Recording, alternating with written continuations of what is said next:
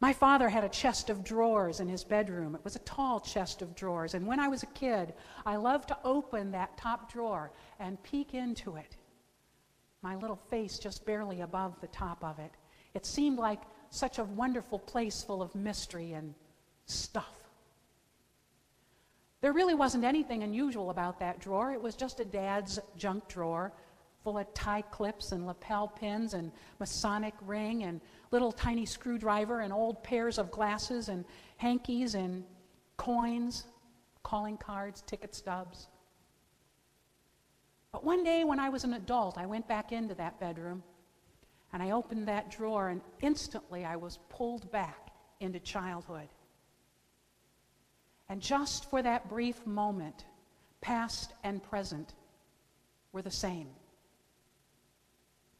A glimpse of what it will be like to live beyond time. Somehow the invisible God is made visible in the person of Jesus, that very man who glowed that day on the mountain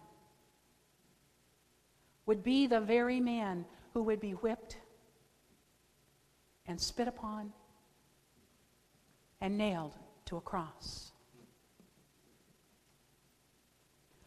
Oh, how we pray that we might have moments when God will seem that real to us.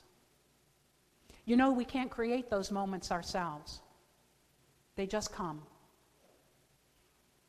And sometimes they might just happen in this very room. Gary came up to me after worship one day and he said, "Sue Ann, I had a sense of the presence of God in worship today." And I said, "Wow, Gary, that is so awesome. I'm so glad you had that experience." And my mind is racing back over the sermon thinking, what was I saying when he had his God moment? And I finally got up the nerve to say, "Gary, what was I talking about when God felt so close to you?" He said, "You weren't talking at all. It was during the offering." See, I was trying to do what Peter was trying to do. I wanted to set the time in stone. I wanted to put up a plaque. I wanted to memorialize it. We can't do that. These glimpses are too fleeting. They're too unexpected. God flirts with our world all the time. Sometimes we connect with that moment, and sometimes I'm pretty sure it just goes right on by us. But they're there.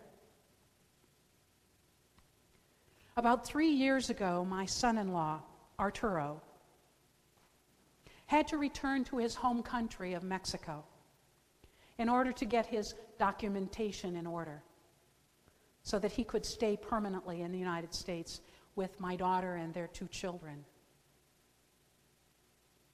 The trip back to his home country necessitated leaving his family for an unknown amount of time. These things with the governments don't move very quickly. We did not know if or when he would be allowed to return, and we knew that the border was a very dangerous place.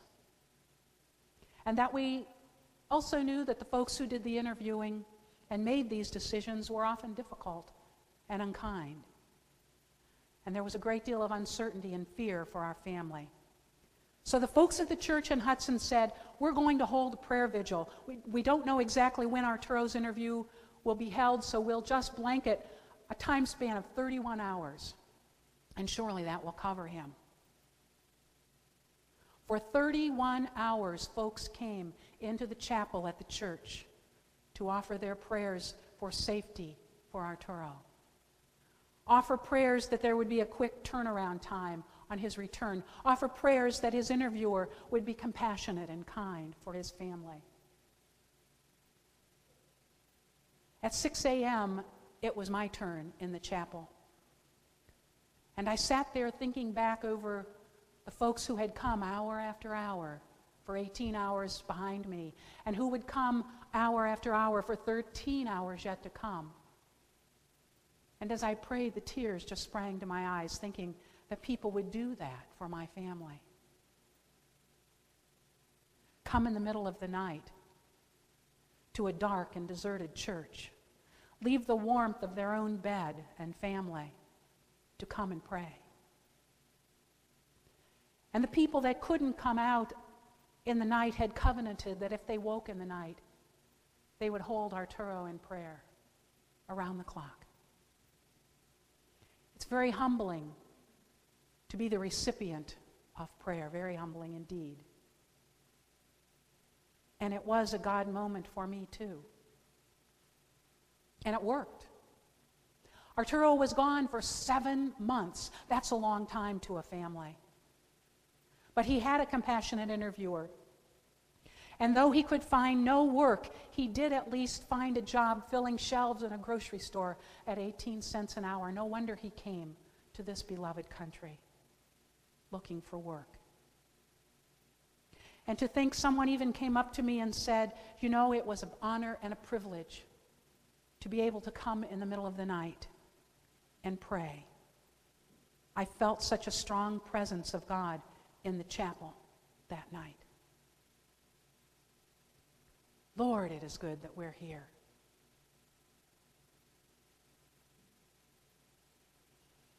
Yes, the cross is real.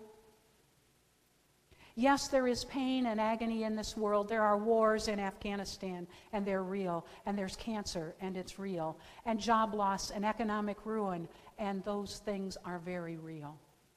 And yet we keep coming back here, week after week. Why? To share a time when the people of God are brought very close to the glory. To hear about these God moments that Peter, James, and John, and even those of us sitting in these pews have experienced as we share in times of witness. Have you glimpsed eternity? Have you been on the mountaintop and held your breath, hoping it would never end?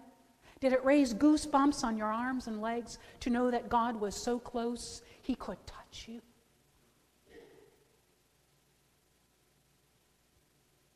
We've been having cottage gatherings at our church this past month. These are groups of anywhere from 7 to 20 people that come to a home and talk about the difference God has made in their lives, to talk about the difference the church has made in their lives, and to share their stories. And it has been so profoundly interesting for me because the stories are just basic, every day. The difference my children have made in my life, the heritage my parents have given to me, the career that has been so meaningful to me, the neighbors that brought a plate of cookies when I needed it most, a son home from Iraq. You see, we are the vehicles that God has for bringing these messages to earth. Being this presence to one another. We're the gift of God to someone else who needs prayers of courage or peace.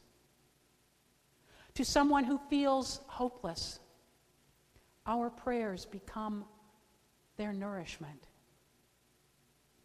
To someone who feels worthless, our encouragement of that person is God's presence. To someone who feels downtrodden, our caring is God's presence. To someone who feels lonely, our visit to them is God's presence.